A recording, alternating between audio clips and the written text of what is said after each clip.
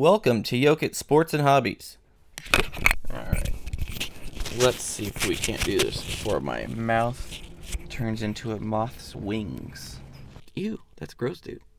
This is your reminder to start all of your extra yard work before fall and winter are in full swing. I live in Central California, which is dry most of the year, so it is easy to forget that the season is changing until it really starts affecting things negatively. It took multiple years of being caught off guard to learn my lesson, but whenever I start seeing leaves falling more than usual, I go into full panic mode trying to get our 3 properties ready for when the leaves and eventually the rain really start to fall. Well, I'm no meteorologist, but there's California right there. That together looks like rain to me. There is a hurricane right now in Mexico. Of course, we don't hear about that. Category 4. It's supposed to be a 5 tomorrow. Then slow into a 4, 2, 1.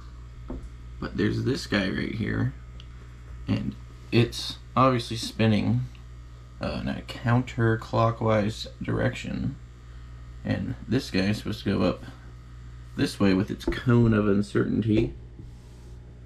And if it goes whoop, bam, right around us. So it's one of the reasons for the whole freak out, because the rain does look imminent. Because this website Zoom Earth, check it out. You could just go back days. Now let me fast forward hours, and you could just become a meteorologist.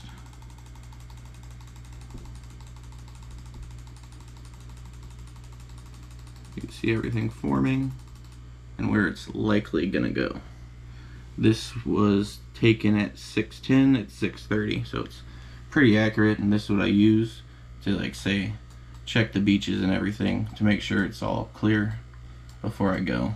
It's hard to tell at night, but it looks like there's clouds. I do my best to keep everything at least somewhat maintained, but when the rain is likely to hit any week, I scramble to finish any vegetable processing that needs to be done, complete any projects that require dry weather, check all my swarm traps to see if there are any queens that need to be moved, and clean up any debris that will 100% end up underneath a mower or a tractor tire. Damn, you're doing good, dude. Okay, you jinxed it. This is also the last time to do any pruning if it really needs to be done. Pruning leaves wounds on the tree. Open wounds in wet weather when the tree is dormant is bad. It takes 2 to 6 weeks for a tree to recover from a pruning, and sap flow is required for that healing process to take place. Well, sap flow slows in fall and winter, which means that pruning much later than now is just asking for problems. Without the protective resins in the sap, the wounds will remain porous, leaving the door open for potential pathogens to infect your plant.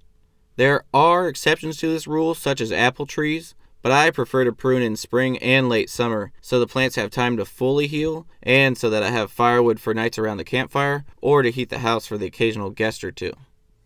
And lastly, for this video at least, if you have any driving to do on your property, now is also the last time to work on your roads and pathways before the rain turns everything to mud and starts eating away at everything.